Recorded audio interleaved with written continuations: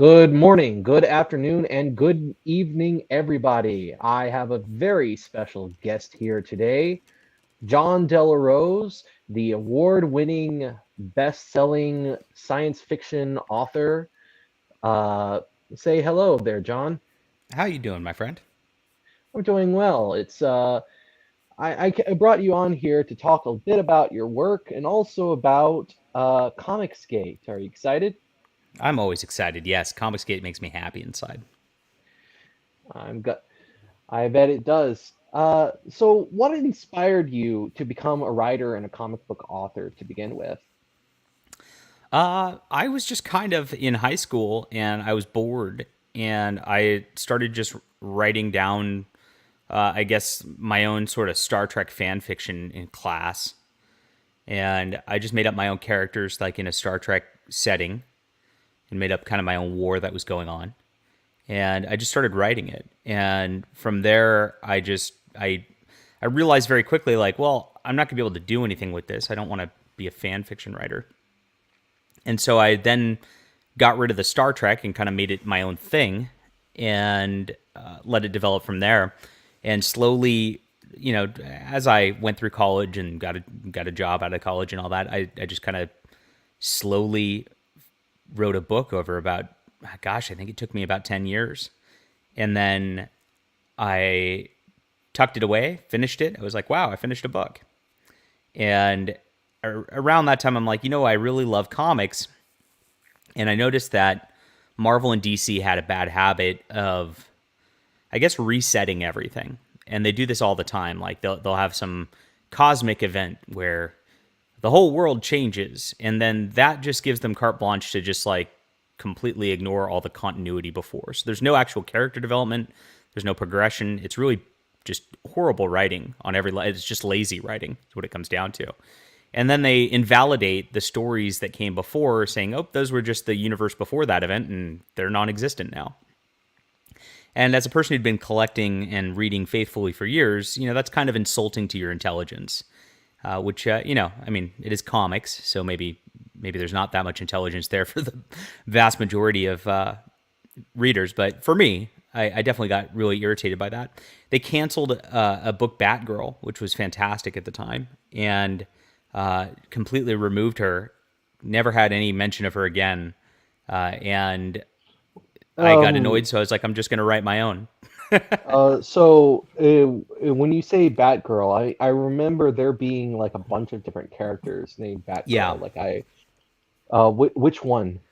this was the Stephanie Brown. Now she was created by Chuck Dixon, who's a wonderful Christian conservative writer also, and she came up over a while for like 20 years. They made her into Batgirl finally, and they had her being trained by Barbara Gordon, who they had. She got her legs broken by the Joker or whatever, and then ended up in a wheelchair from it. And she was training her like she was an Obi-Wan, and then they just abandoned it completely and just made the old Batgirl again. Got rid of Stephanie Brown. That was Was that. And so I was got this really insulted the? by that. Sorry for interrupting. No I worries. get excited about this too. Uh, so this would have been 2009 all the way up to 2011 when they had the new 52, and I That's remember. exactly when it happened. You mentioned that you were getting into comics about that time. That was my okay. They're resetting everything. I quit moment. Yeah, I Yes. mean, I tried getting into comics at that time because the new 52, I remember it was advertised as something and as an effort to get new fans into comics. So I thought, well, okay, I'll get started with this. And then it was just terrible. I couldn't I couldn't so half of it was more than half of it was canceled. Yes. The writing was mixed. I remember liking the Static Shock writing, but they canceled that book too. Like most Um, comics, they had an idea and then they kind of went off half cocked without really planning everything they needed for a full relaunch like that. So some of the titles like felt like new titles. Some of the titles just continued from where they left off. Some of the titles completely rewrote everything. It was just a big mess, and that's what it was. happens when you don't have good editorial looking over things. That's why I'm blessed with a wonderful editor who fixes all my continuity stuff, so I don't make those problems. But as an independent, when you're doing it yourself and you're writing it all yourself, you don't need to reset continuity like that, because you're not having the next writer show up, then the next writer show up, and they're all just random fan fiction writers who just never get out of anything and never really create anything for themselves for the most part in these companies. So you just have a perpetuating train wreck, and that's what Marvel and DC Comics are at this point. So it's much better if you just want like a pure storycraft perspective to read something that's independent, because there will be a beginning, middle, and end. There will be character development. There will be world building that's new and doesn't violate the prior rules of the world just because they felt like changing something. It is it's a much better space to be in.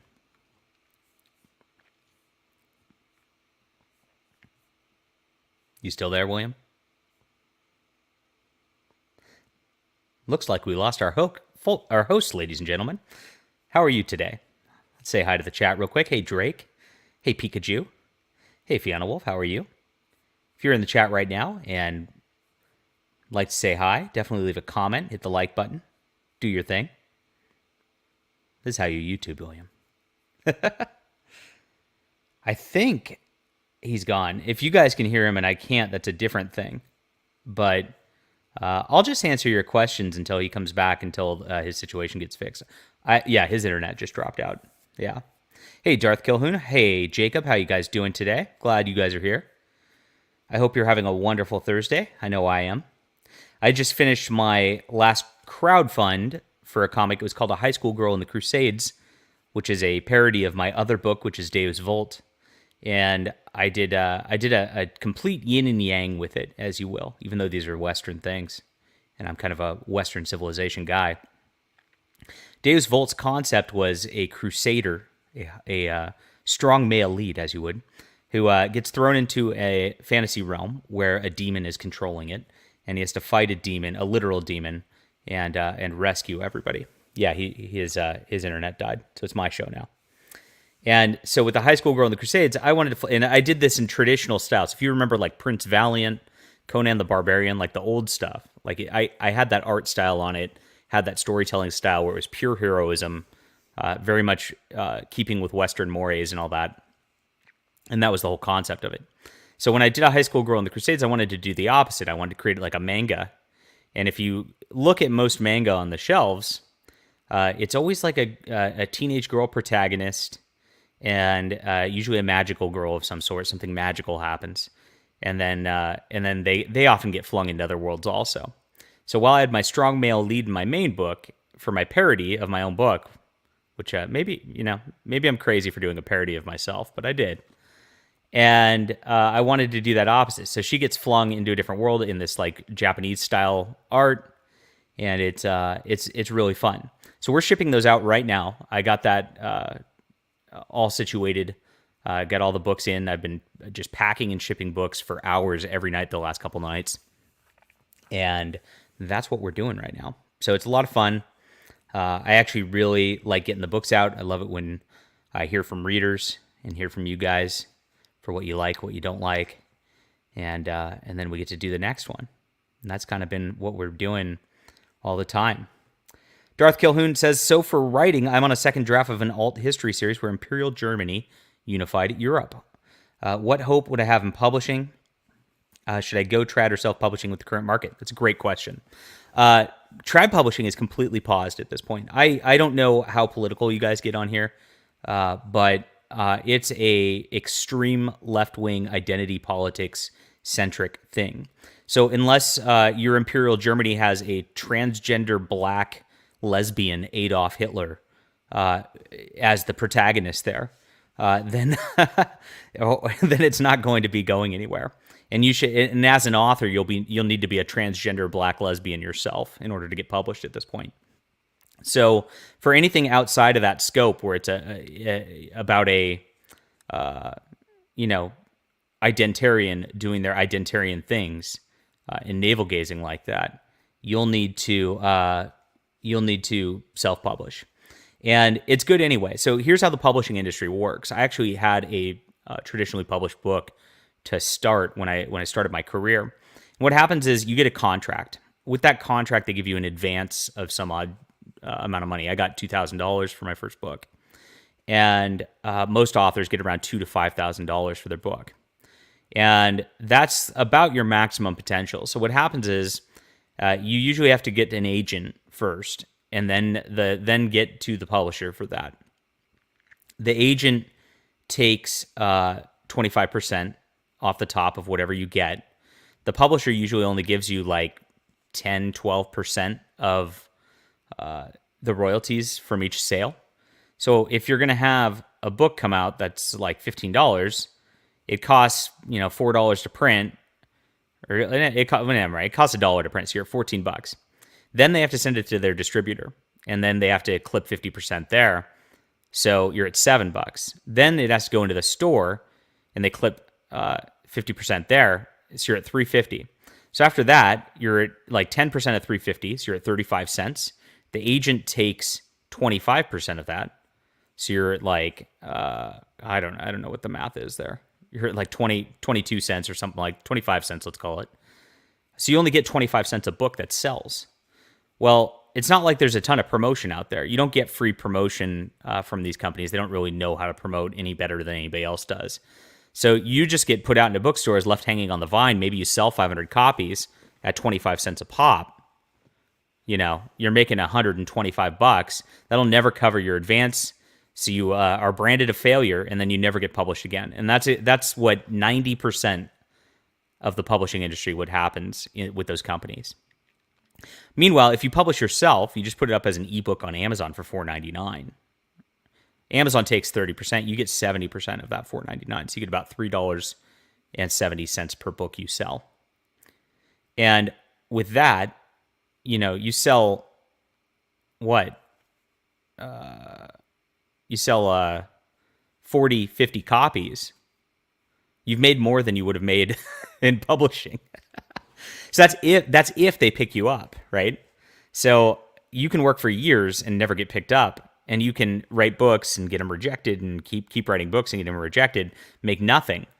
Or you can just go immediately. You'll sell 40, 50 books no matter what to your friends, right? Or to your family. So it's very easy to do that. And then you just keep moving forward and build from there as word of your book spreads. And as you write, you'll be able to get more and more audience. William, are you back, my friend? Hey, sorry about that. It always goes off at around this time of the day. I've had people come over and try to fix it. They can never fix it. It's just, I don't know. It's just cursed, I guess. Yeah. Anyway, I'm so glad you are patient with my technical difficulties, and you were it sounds like you had a bit of a show without me. I'm kind of jealous. I wish I was there. It's all good. We had a great question from the chat. I hope that was helpful, Darth Kilhoun. So. Okay, so did you share with the audience like some of your did you tell the audience a bit about your work, and like what are some of the award-winning stuff from it? What is your favorite stuff? No, I talked a little about the books I'm shipping now, which is the Deus Vult and the High School Girl and the Crusades comics. But yeah, I haven't gone over my past publishing or anything like that. I've got a lot of content. So the way I view everything just mathematically is a numbers game. And that's your best shot, especially if you're looking to do this as a career, is to view publishing and anything as a numbers game, really. It's not a personal thing. Like, you may have one book you really love that you wrote, that you've been passionate about. The one I wrote it took me 10 years to write. That's not my best-selling book. It's selling good, but it's like my 5th best-selling book at this point. So your passion, how much you put into it, all that, it doesn't really matter. There's a numbers game in just like awareness of your existence is what comes down. And the readership these days is a binge reader sort of group. So much like TV's become a binge watch situation where they drop these shows, there's 12 episodes and they all build up one plot and everybody just binges those, right? And that's what these companies count on now to retain their subscriber base. People now binge read the same way. So if they see that you have a series of like 6, 8 books, they're going to look at it and go, okay, this one made money. This one's been published. There's a bunch of reviews on it. A lot of people have read this, and I'm gonna. That seems a little safer of a bet. If this guy's been able to write 8 books, he's not going to be a first-time novelist who's just going to show up. And so they think, one, that your quality is going to be higher just because of that, which it is, because if you practice more at anything, you get better at everything. That's definitely how things work. But they also want a ton of content. So they're happy. They're like, yes, I have 8 books to read. I'm a speed reader. I'm going to roll through this. It's going to be my next month and a half. I'm going to just finish this whole series and catch up. Sweet, that was great. And that's what people are looking forward to these days. So where I made an error in terms of just like if I was looking at this just logically, you should stick with one series and really just plan to like make a book series that's really long and just do one series. But I am a little bit ADD. So I have a ton of concepts and a ton of different genres I want to write in and a ton of different ideas I want to pursue.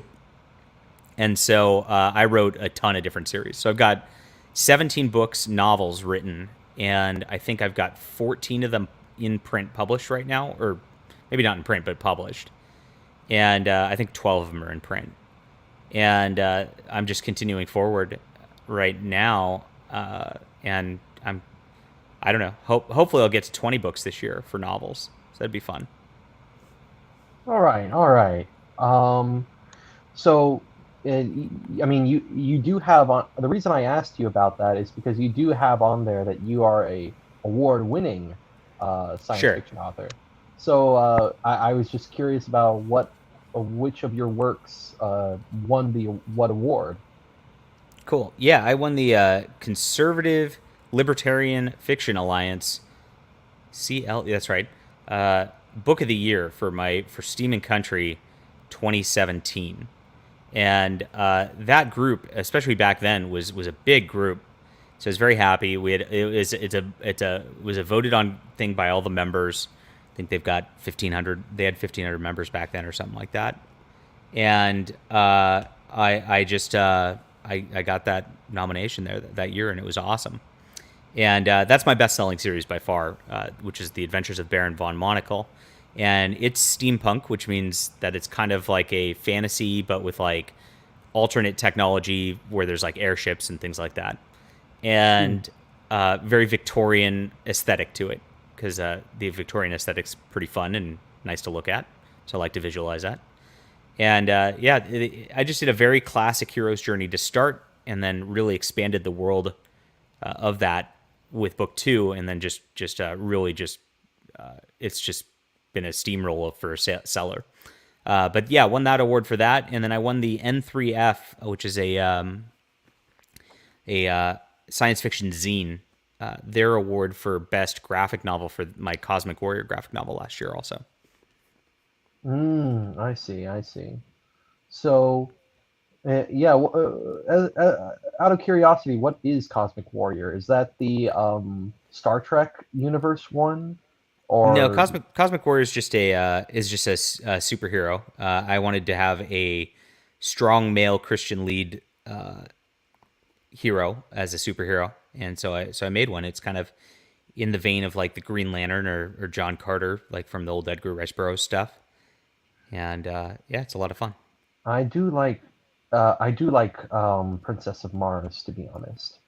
Me too. Um, yeah, it was a very different protagonist from what I had been reading previously, but at the same time, the setup of the story, it was familiar, because anyone who's familiar with me knows I used to be kind of a progressive lefty type who was into anime and manga, and so I was used to a certain type of uh, certain genre conventions, and so like I think it's called Another World or Isekai, Yes. and And when I read John Carter, I thought, well, this seems like the prototype, the original prototype that all of these different isekai are copying, but it's vastly superior just because of the protagonist. The protagonist being larger than life makes his exploits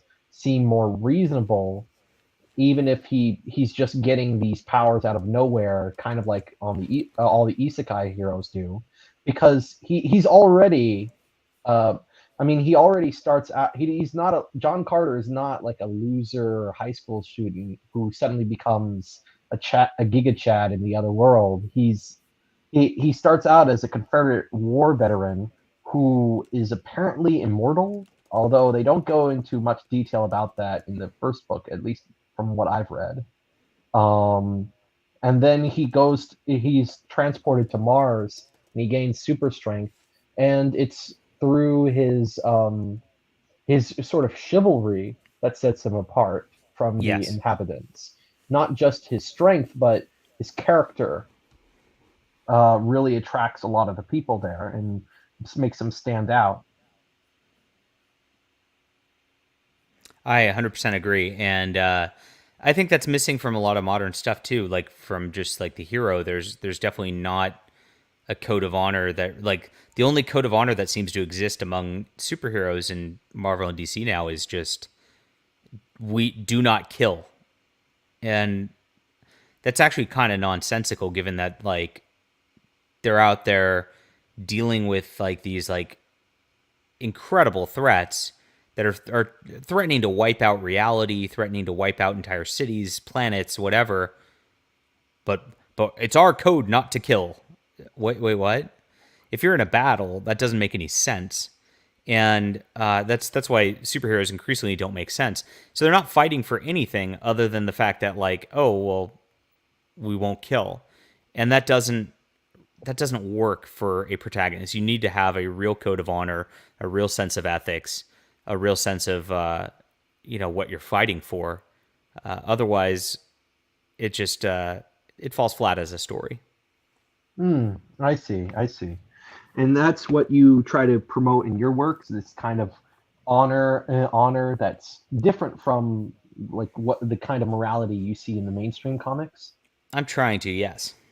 Okay, so we can, as a side note, I never really, like I said before, I didn't really get into comics because in part of the problems you've already been talking about, the lack of continuity, constant reboots, canceling things because they go in half cocked, and the general lack of honor among the heroes. I never really got into comics because of that. Um, so because of that, I didn't really know much about ComicsGate until I started looking at some of your work and maybe some of what you've been talking about, some of Ethan Van Sciver and this one guy. I think it's I think Art. He goes. His real name is RJ, but his channel is I forgot what his channel is, but Critical I know. Blast. Well, RJ, he has a YouTube channel where he says he always starts his videos with, "Hey, how's it going?" Maybe a That different guy. guy. I know it's on the tip of my tongue. I'll come up. I'll come up with it eventually. But yeah, a lot of you were more conservative Christians, which made you stand out from Gamergate, which were mostly like left wing atheist types, from what I could tell. And Yeah, it's kind of weird because Gamergate was kind of supposed to be our culture war front, and then they all ended up just being kind of uh, I don't know. I don't want to talk too badly about people, but just not what we were looking for. okay, So yeah, I've noticed a big shift in the way that that's changed in the last several years. Like Gamergate was 2014, and yes, they were pushing back against these women who were coming out in the gaming industry who were just playing victims, saying they're sexually harassed and all that. And they're like, well, you can't just say that without evidence. and they'd just they'd kind of go on like that. It's a very there's a lot more to the lore there for people who don't know, but that's a very concise way of looking at it. And yeah, Well, while they were against that, they weren't really for anything other than reacting against that. And so once they kind of got past reacting against that, it just became infighting with each other, infighting, and just back and forth and all that. Then a crop came up in 2016, 2017, like because we saw that like all these movies and all this stuff were starting to get kind of crazy and just identitarian, leftist, etc. And that group had a lot of leftists themselves who just saw the left going, quote, too far left. And a lot of those guys, while they wanted to report on things, didn't want to actually do anything about it. And when it came down to it, like they actually don't stand on our side. You see this, there's a guy, a YouTuber called Just Some Guy. He's got 200,000 subscribers. And he's actually out there right now going, Disney's right. This Florida anti-gay bill, and he's going hard, for this grooming nonsense that the LGBT is kind of pushing at this point. And so you start to see that these guys were really kind of grifty, a lot of them back in 2017. But now I'm seeing 2021, 2022. It seems like the conservatives who were like ready to like sit out and just be like, "Yeah, I'll just do my job and check out of this stuff," are now really they've been pushed to the point where it's like they're fighting back for real. And I'm seeing a great awakening in the cultural level and in just like the what's being produced level like I've never seen before. So I'm actually in a very positive spot about where things might shift and change at this point. oh, by the way, the guy I was talking about, his channel is called The Fourth Age. Okay, Uh, not familiar. so, oh yeah, I mean he's a conservative Catholic too, actually, Oh, just like cool. just like the two of us, and he makes a lot of videos. He makes more long form video essays Hmm. about why progressivism, why progressive ideology can't create a true story, and he's very I noticed that he's very logical. He puts a lot of emphasis on, argument has to be structured this way. A story is an argument, and it has to be structured this way. So it has that kind of rigid form, but and but he also has, he writes this comic called, I think, Valiant, which is kind of interesting. But yeah, I find that this kind of I found this sort of sub community fascinating, and it got me thinking. Well, what is ComicsGate? What started this all? Um, what started this all was actually was Marvel and DC, or in more Marvel at the time. And we were talking about how they constantly reboot at the beginning of this. But in 2014, 2015, 2016, they started really pushing identity politics on their heroes in the fact that they were replacing all of their heroes. So Spider-Man, traditional character everybody loves, was replaced by Black Hispanic Spider-Man. Iron Man was replaced by a black girl in the suit. So it was called Iron Man, and then you've got some random black girl. You don't have Tony Stark. You've got DC was putting out Batwoman, and she was a Golden Age character back in the day. So of course they turned her into a lesbian. And the Hulk, they replaced him with a young nerdy Asian kid. Every character, Thor was replaced and made into a woman, which they're now putting into the movies. So every character, you couldn't go down the line and find any Captain America, of course, replaced by a black guy too. You couldn't go down the line and read any book and get the character that you wanted. You only got these like minority replacements because these guys wanted to virtue signal and show, hey, we're woke, and it was atrocious. And of course, when you base your writing on that, their writing's atrocious. They turned a couple of the X-Men gay. Of course, they did it all across the line. And a couple people started reporting on it. I wrote an article for the Federalist, which detailed it and detailed the sales slump that corresponded with it. And it blew up. My article, it went huge. Like I got lot of people tuning in at that point. And there was this guy, Diversity in Comics, a YouTuber, who was reviewing these and just mocking them. And of course, and for some reason, like the mainstream industry threw a fit at him. They went nuts. And that all built for a few months. It was me and him and a couple other YouTube guys just really like I was pounding out essays at the time. I unfortunately didn't start YouTube till late. I'd be a lot bigger now if I would have. But those guys got bigger on YouTube and bigger on YouTube, and eventually, like what happened was because I was doing the journalism front really more than anything else, was I found a secret Facebook group where it was a bunch of comic professionals in there, and they're all leftist, of course, because they all just talk terrible smack about anybody who's right wing or Christian or whatever in there. And this Diversity in Comics guy was going to go to New York Comic Con. Well, they started plotting in there about how they were going to harass him. And they said, well, he's a military veteran. Well, maybe he has PTSD. Maybe we can trigger that so he just kind of, chimps out, right? And these are just like people who are writing like Spider-Man and, things like that. And it's like they're in this group doing this. You'd think they're professionals. You'd think they're like teenagers, messing with somebody, who they don't want to sit at their table, but they're like 40, 50-year-old professionals. It's crazy. And they kept going and it kept going. They were like, we'll goad him into throwing a punch. We'll try to get him so he gets violent and then get him banned from the convention. So they were going to harass him until he snapped to get him banned. And I got the screenshots of this. I broke the story. And, like a gate generally denotes a scandal, like Watergate or whatever. And so I broke that, used the hashtag ComicsGate, and the hashtag blew up because of that incident. So it was all coalescing into a group anyway from all this stuff, but that's what blew up the hashtag on Twitter.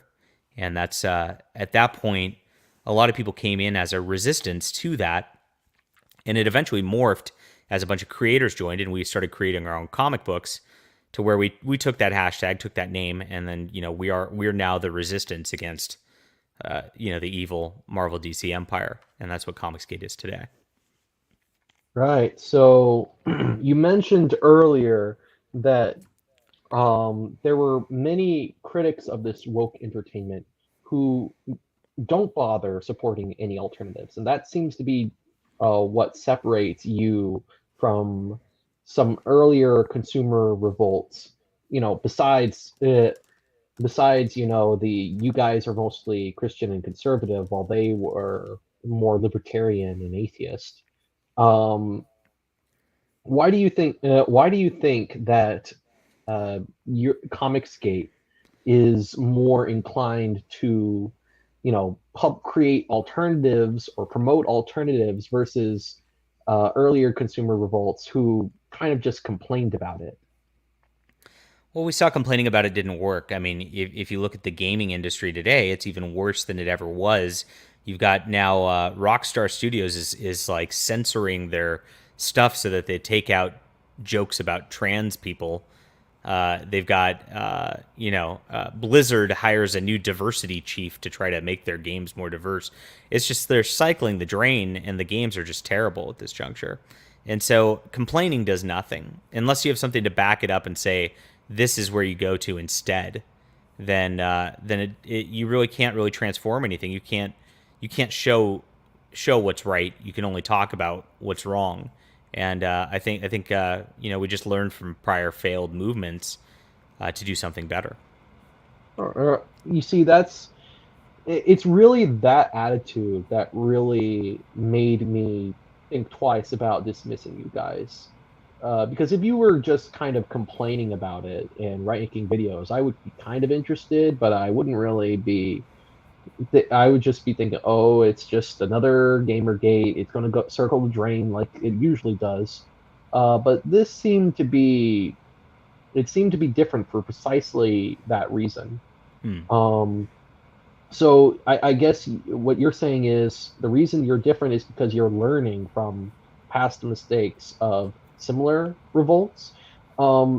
Is it the fact that this started because of content creators rather than consumers? Do you think that had a role in it? No, it really did start with consumers. Like the Diversity in Comics guy was not really a content creator to start. He was just a comic fan. A couple others. There was Doug Ernst back then. He wasn't creating back then either. There was Anglantine, Phil Cummings, Weaponized Nerd Rage as different channels. They were all just comic readers who just like they decided to speak out. And that content creators came later and joined in. But that was mostly. I mean, I guess I was creating content back then, but I mean that it was a consumer movement first, and Hmm. then the content creators came in and joined and said, you know what, let's do this then. And I think that's a healthy way to do things because the content creators see what the consumers want, what the demand is, and we say, hey, this is what you're interested in. Apparently, are you interested in this? And then you say yes, and then I say, okay, cool. I'm going to produce that because I that's what you want, and I'm going to have a healthy relationship with you. Whereas the Marvel and DC writers and artists have an adversarial relationship to the people, to the consumers, to the comic readers. They want the comic readers gone. They routinely make comments of, "I don't want an old white male readership," and are snide towards their own customer base. And I think that's disgusting. I mean, if you are going to get consumers to pay you for a product, you should be respectful to them. It's pretty simple. Yeah, I had a friend who commented on this. He was critiquing nerd culture and particularly this Gamergate crowd. In one of his videos, he compared he said that this industry in general, the state of the mainstream industry in general, is one in which the people who produce the content despise the audience, yet expect them to pay money for the products that they sell them. And Hmm. he says that this is fundamentally a really sick relationship. He compares it to I think he actually compares it to the porn industry in that sense. And I won't get into more detail than that, but my friend is the distributist. He made a video critiquing nerd culture a while back, and he really goes into detail about just why. I mean, he gives his explanation for why Gamergate failed is pretty. It has to do with like the character of what a nerd is and why why a lot of these people are basically kind of lazy. I mean, it's just to sum it up. They don't go out and look for um, new alternatives. They instead just stick with the same old stuff, but they complain about it constantly. Yes, I agree with that. And look, I mean, I think there is value in pointing out what evils are happening. You can't not do that. I mean, even a preacher or a priest talks about evil and talks about how that is. But what you have from them is you say, okay, so that we know what evil is. So do something that's not evil now, and that's how you learn from church, right? So it's the same thing. I mean, it's definitely not on the salvation level in comic books, but we have evil. We can complain about it. We can talk about it. We can point out what the evil is as they continue to do it. We can mock the evil. We can deride the evil, but we have to do something different too. Okay, so I'd like to hear your thoughts on a particular question uh, that I've had because there are some people, some right wingers, most of them coming from like more of a political angle, who would probably say they have this kind of attitude towards comics. They say, well, comics has always been just a left wing thing or a degenerate thing. So superheroes have always been involved with like left wing politics. The X-Men was an allegory for civil rights, just to give an example. Um, there's actually this one quote that stuck out to me from a Christian blog website called Throne and Altar. And the guy who writes it apparent is an anonymous conservative college professor who and he wrote the following. He says, "In any case, I find that I can't mourn the comic stories of my youth because I have grown to dislike them. The very idea of a class of people who go around clobbering villains in the name of justice," and he puts that into quotations, "as if human beings were so cleanly divided into good and evil, has become hateful to me. If there really were a Superman, I'm sure I'd be one of the people he'd be beating up and throwing into jail each week. Him and the whole social justice league of America. It's the Manichaean worldview that seems so characteristic to me of the modern imagination. One might protest that superheroes can be imagined in a conservative way. Capturing criminals is a way to defend the social order. Aren't superheroes just glorified policemen? Well, it's the fact that it's unglorified that makes police work an honest job. Police don't enforce justice, they maintain an admittedly imperfect social system where people are allowed to be imperfectly liberal. Contrast this with a medieval adventure story that I love, Mallory's Les Morts d'Arthur. People call Mallory's knights idealized, but what's interesting is how they contain contradictory ideals. The whole story could be seen as a battling out of the ideals of clan loyalty, courtly romance, and Christianity. Arthur's knights cause as much mayhem as they stop. The climactic battle is between Lancelot and Gawain, two flawed heroes. The story ends not with the defeat of any external enemy, but with the genuine repentance and redemption of Sir Lancelot.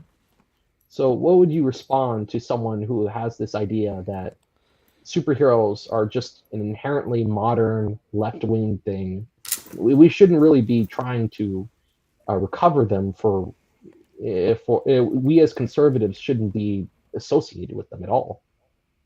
I would say that that person didn't read the Golden Age stuff, or even up to Stan Lee's era. That whole civil rights thing came out of the 70s, and that was a reimagining of the characters after Stan Lee had quit writing. And so the X-Men originally was just a group of a team of superheroes, because they wanted another team much like the Fantastic Four, which the whole concept of the Fantastic Four is a family situation, which is a husband and wife fighting with her brother and with one of their friends, and they are together, and they just always work together for the greater good.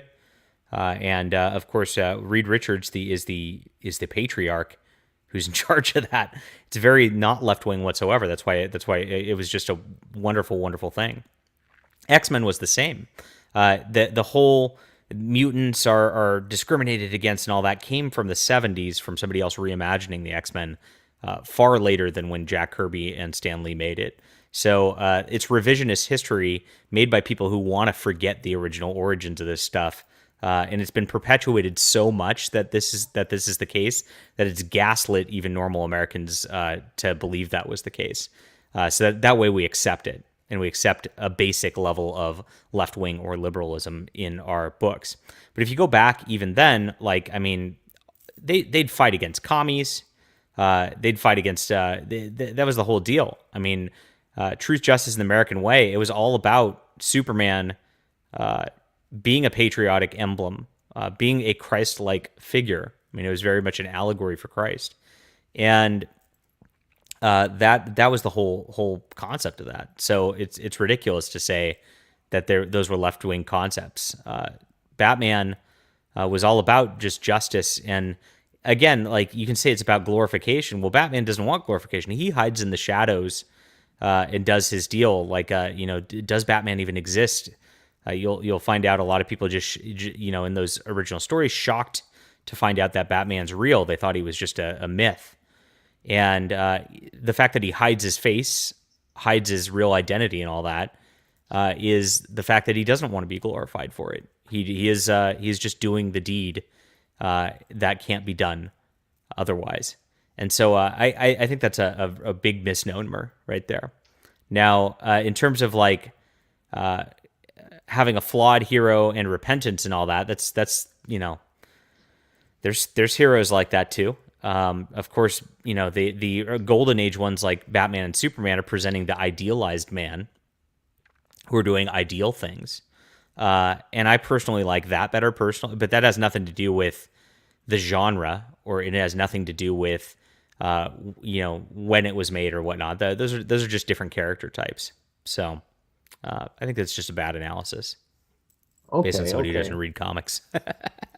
Based on someone who doesn't read comics. I guess so. I mean, he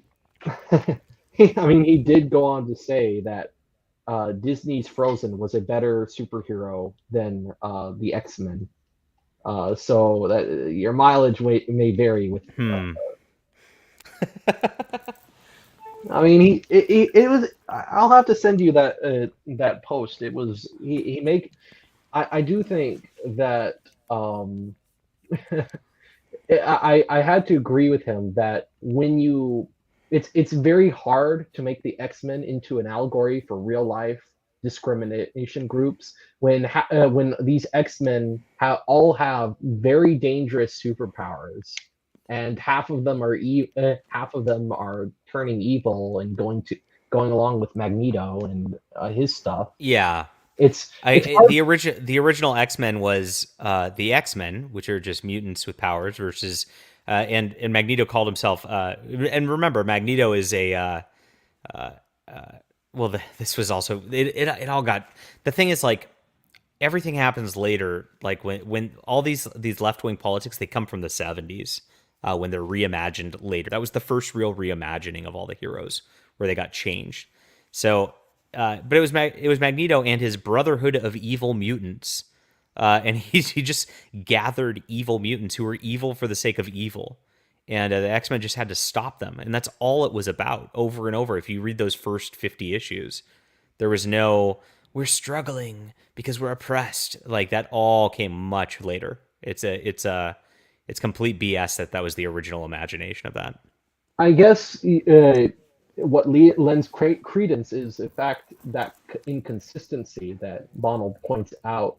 That, well, how can you say this is an allegory for real life groups when you know any rational person looking at this group of people would have every reason to be worried that, oh, there's these people with the power to blow up buildings by staring at them or read Yes. people's minds. Like, it's That's totally not an rational that's to. not an irrational fear. Correct. Exactly, yeah. So it just goes to show that the kind of left wing politics was just an insertion into it, kind of like a tumor that grew. Yes. That's it. That's correct. You get a couple of them in there, and then they bring their friends in, and then it gets worse, and then they bring their friends in, it gets worse, and then you get a few generations of that, and you end up where we are now. So uh, Mm. that's what happened with all this stuff, and it's unfortunate. I mean, it really, like I said, it started in the 70s. A lot of it was not oppressive in the 70s. Like, I mean, you'd look at it and go, okay, well, there's really not that many instances of this, but there were a few, and they were kind of mild. You'd have a story about a black kid getting beat up and for being black, and the superhero would save him. It'd be something like that in the 70s, and you can look at that and go, well, I mean, it's obvious that the kid shouldn't be beat up by for being black. I'm glad the superhero saved him. But and so it's not as oppressive as like now, where it's like they give full on lectures about how you should think about everything. But that is where it really started, and before that, it wasn't there. I mean, it really, and even into the 80s and 90s, though, you still had some right wing creators or some centrist creators who were still writing normal. Now it's different in that all of that's been ostracized. There is only the extreme left in the industry. So this is how things change, and if you want to change things back, it's about pushing back as hard as you possibly can. Can't be inactive with this. So, um, I know that this is going to. I know that there are some in my audience who might be ignorant. some of them might have even bought into the line that there are no conservative content creators out there. And I certainly used to buy into that line before I started watching your content and the content of other people. So, who are some of the people who are pushing back by creating these alternatives? I know you've mentioned yourself, Ethan Van Sciver. I said RJ from the Fourth Age. Who are some of the others? Chuck Dixon's making a lot of wonderful comics right now, of course. Mike Barron's another one, and he's again from the 80s and 90s. He used to write Punisher and used to write The Flash. Like he's an excellent writer, and he's on our side. We've got like who's really good also. We've got for novels we have Brian Niemeyer. Brian Niemeyer's on our side. Richard Fox is writing wonderful science fiction novels on our side. So I mean, there's dozens at this point of people who I'm just like tangentially friends with, and you go to all of their tangential friends also. That means there's hundreds and thousands out there. So it just depends on what your taste is and what your genre is. Josh Howard's a great comic creator. I love his stuff. He's a good Christian guy from Texas. Kenneth Rockefort, definitely a good guy, and good Christian guy also from down the street from me here. So there's a lot. I see. Yeah, it's incredible that you find so many people saying that there are no conservative content creators. What do you think is responsible for that talking point among right wingers? I think they just don't look. I think I think especially with the conservative media industry, they just don't care. It doesn't get the only thing that gets clicks is complaining about something. And I've adjusted my channel because that is what gets clicks, but I also use it as an advertisement for my books every single time. But there's just like a lack of interest among our commentator class in actually pushing real change. I don't know why. I think there are a few political people on in some of my previous guests, for instance, like the Distributist or Endeavor, who have their own theories about why the conservative commentator class is not really interested in a real pushback, but is just sort of wallowing in this complaining and complacency. Check out those videos if you're interested in that. But uh, I actually one of the places I noticed was this website called ArcTunes. Are, Yes. can you tell us a little bit about that? What is ArcTunes? ArcTunes is there's a website called Webtoon, which is very popular and much more popular than Marvel and DC these days. And they have a lot of just like it's run mostly like by young women who are making their little romance comics and all that, which is fine. But there really wasn't something where our side or somebody who's interested in like action or something heroic or whatever could really post something and get an audience with. So Vox Day started this ArcTunes where I put up my comics and Chuck Dixon put up his comics, etc. And it's just a site where you can go check out these things for free, which is nice. It's like an advertising tool, and then you can hopefully discover people like me so that you can get our books and enjoy them. All right, that's very good. So do you have anything? I mean, do you have anything else you'd like to add about this? Like, well, what is some advice you would give to people who really do want to push back in a meaningful way, and they want to do it through this entertainment? Support creators who don't hate you. That's the first thing to do. And if you want to do your own, of course, do your own also. But there's plenty out there if you just want to enjoy some stuff. You don't have to subscribe to Netflix. You can subscribe to my Subscribe Star and get my books instead.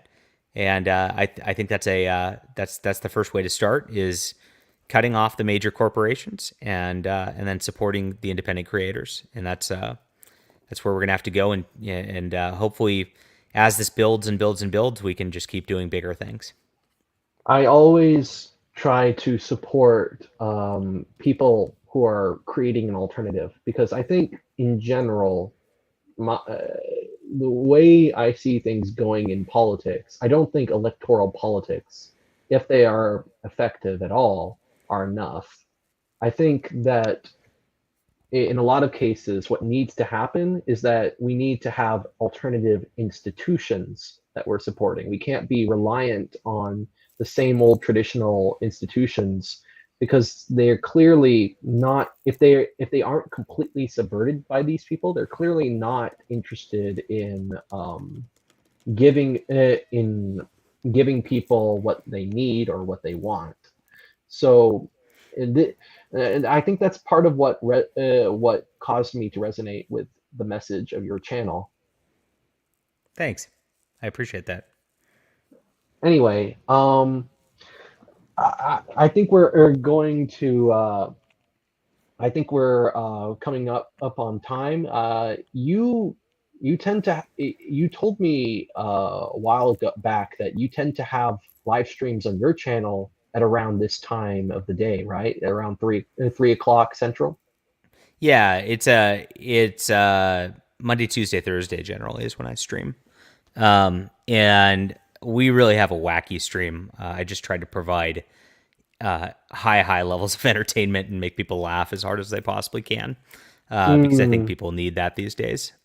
yeah, But yeah. so it's a very different vibe. But that's about what we do. And I do my videos on the topic of the day generally, and then for our live streams we just have some wacky off the wall fun. And of course, I promote whatever books I'm working on at the time, and then support other people's books too as they're coming out and need some support. So it's a lot of fun. Yeah, go and subscribe to Jon Del Arroz's channel. If you have a steady source of income, uh, stop going giving your money to Netflix and Disney, and instead give your money to Jon Del Arroz at Subscribestar. Uh, but I would only recommend that if you do actually have a steady source of income. I I mean, once I get a job that where my financial situation is not as insecure, then I'm going to start donating money to all my content creators as part of this deal. But all of you who do have jobs, what are you doing spending your money on things like Disney when you can spend your money on things like on people like Jon Del Arroz? Yeah, and I got all my novels and stuff up on Amazon too. So if you just want to check something out before committing to something monthly or whatever, then that's definitely something easy to do too. Right, right. Yeah. So I'll let you go, John. Any last words before we close out the stream? Yeah, thanks for having me. I appreciate you guys in the chat, and thanks, William. And hit that like and subscribe button here. Let's grow this channel too, of course. All right. Have a nice day, everybody. Take care. God bless.